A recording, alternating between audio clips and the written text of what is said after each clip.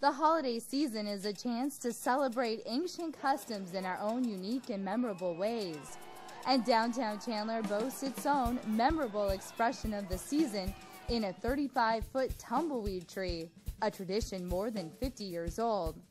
So let's learn just what it takes for city employees to grow a Chandler icon each year.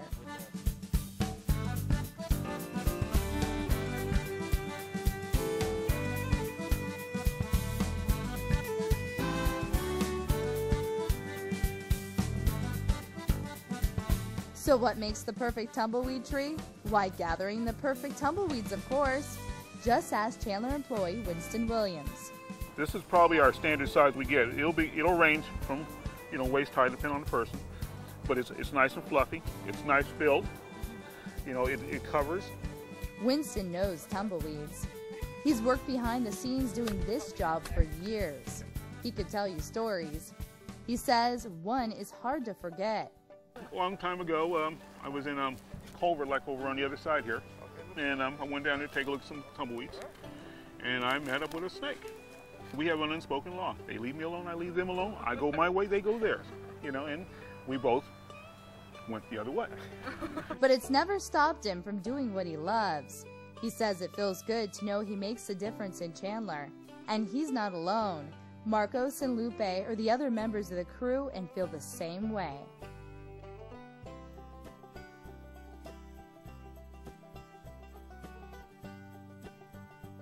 The trio called themselves the Tumbleweed Hunters.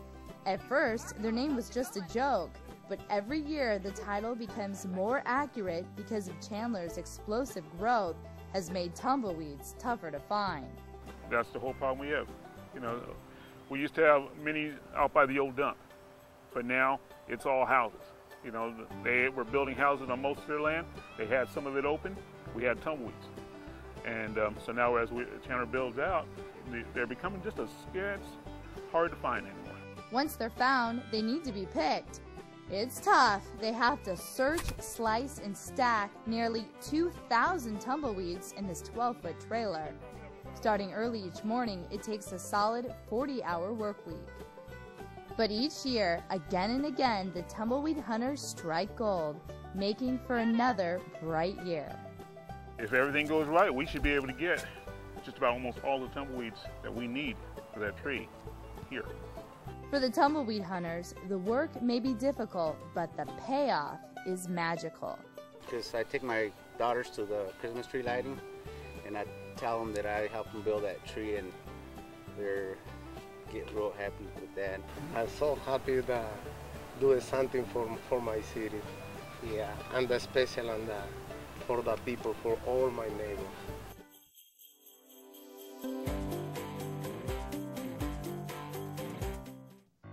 On the surface, the tree is a weave of wire and weeds, but Russ Lassie knows the major ingredients are teamwork, dedication, and passion.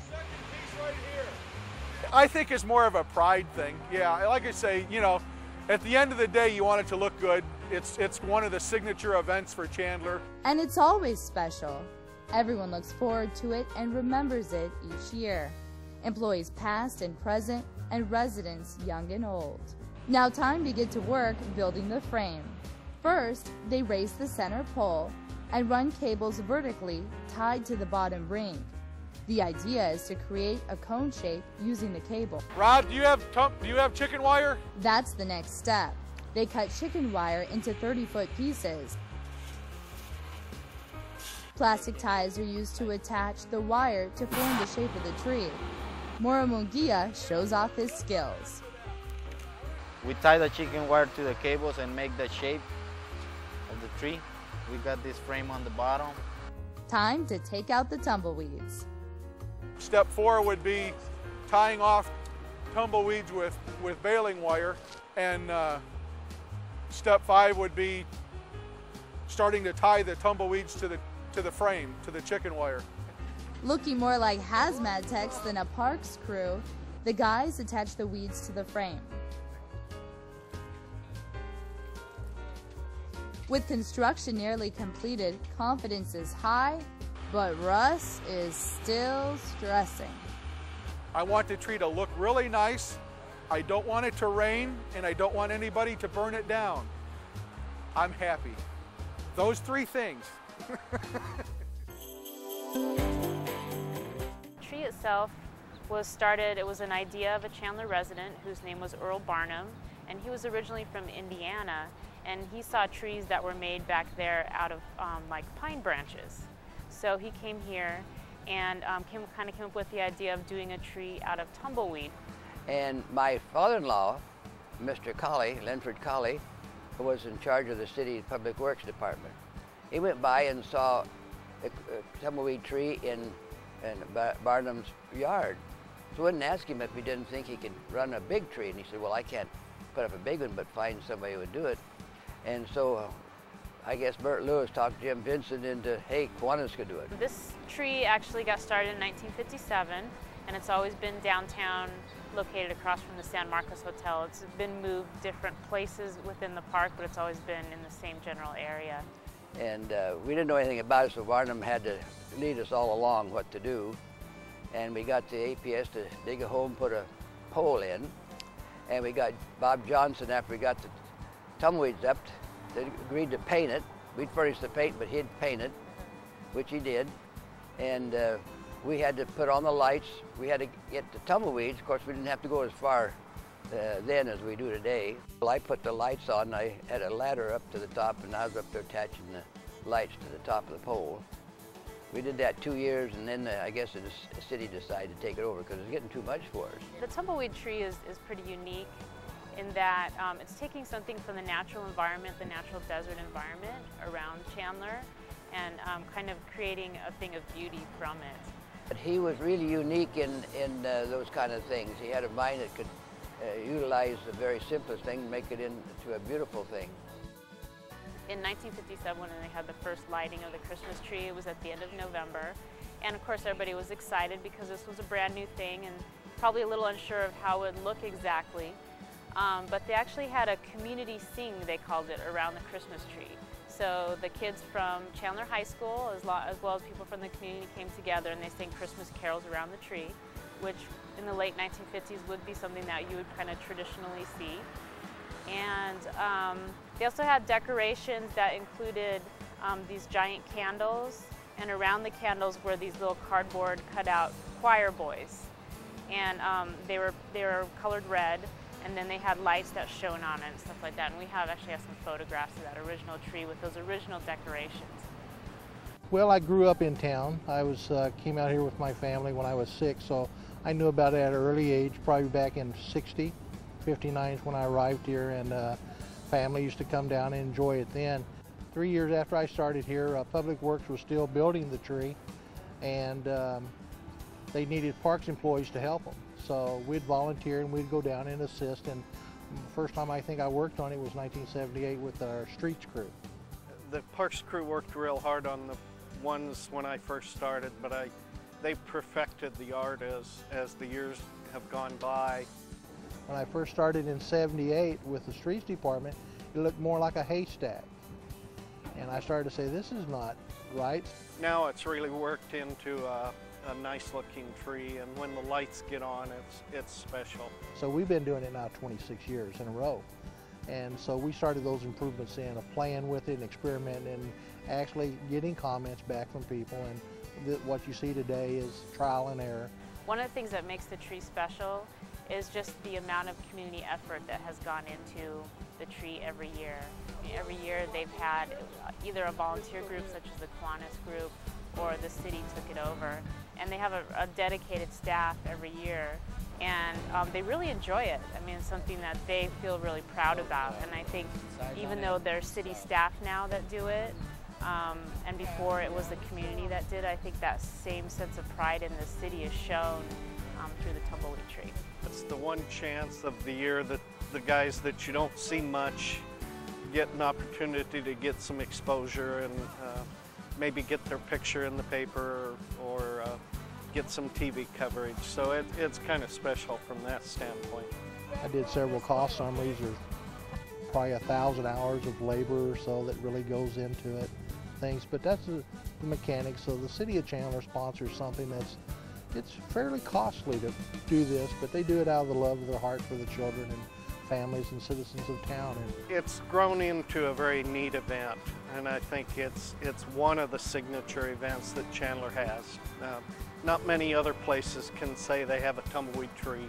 We never even had the wildest imagination it would be such a calling card for Chandler that it turned out to be. Man, it's all over. I know that over the years, the tumbleweed tree has been featured in different prominent national magazines like Life magazine, National Geographic, and even in other countries and other newspapers, people have found it an oddity, and so they've featured it in their newspaper. So it's achieved some international fame. A lady from Europe, London, I believe, had never seen a tumbleweed, and she was so fascinated with it that she actually boxed it up and mailed one home to, I believe, show her family. And I thought that was strange, you know, and it's unique. So, but we've seen several things, and a lot of people from a lot of places are really enthused when they come by and see it. But mostly, I think at a local level, people come and they take photographs, you know, with their kids and their family in front of the tree, and it just becomes a special tradition for the community. It's all about family, and my kids grew it up. They lived in Chandler most of their lives, and especially when they were small, they thought Santa Claus came on a fire truck. It's a traditional thing, and the fire department always lent one of the fire units to come down in Santa Claus, you know, so it's kind of that small home atmosphere, you know, back, and you grow out of it. Today, my children still miss seeing Santa arrive on the fire truck, and they're 30 years, between 20 and 30 years old. To us, you know, the first few times that we went, it was the same. It was like seeing the ocean for the first time. I mean, and it's exciting for a child. It's very exciting to, you know, see all these other people, and all the other children are excited. I think it's one of the events that has withstood time and will continue throughout, just like the Macy's Parade. I think the Chandler Tumbleweed Tree will be right there in another 50 years.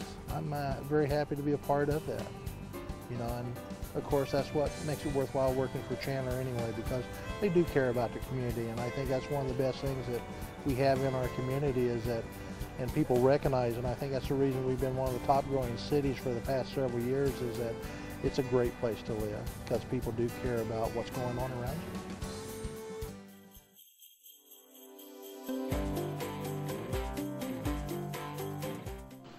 With the frame done, tumbleweeds attached, it's time to paint. But it's no joyride. The crew is lifted close to 40 feet in the air, hooked to a harness inside a basket. Hours are spent spraying the tree to make it look picture perfect. The traditional recipe for the tree is the silver paint, silver glitter combination. 25 gallons of white and silver paint, 20 gallons of fire retardant, and dusted with 65 pounds of silver glitter. The one exception to this rule was 2006, when the tumbleweed tree, dressed in gold, celebrated 50 years of Chandler's holiday icon. Try and do the west side of the tree or the northwest side of the tree, and then we'll come around to the north. More white paint, that's really thin. But regardless of the challenge, the group takes pride in the job they do. You know, you put a little pressure on yourself to do a good job, and so everybody tries real hard.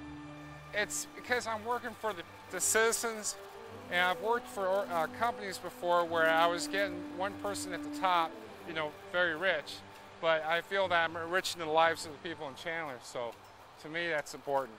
That's why they say the finished tree is like nothing else. It's beautiful, painted, decorated, and illuminated with 1,200 lights. But the real beauty of the tumbleweed tree is seen in the faces of the people who gather each year to share in Chandler's unique holiday tradition.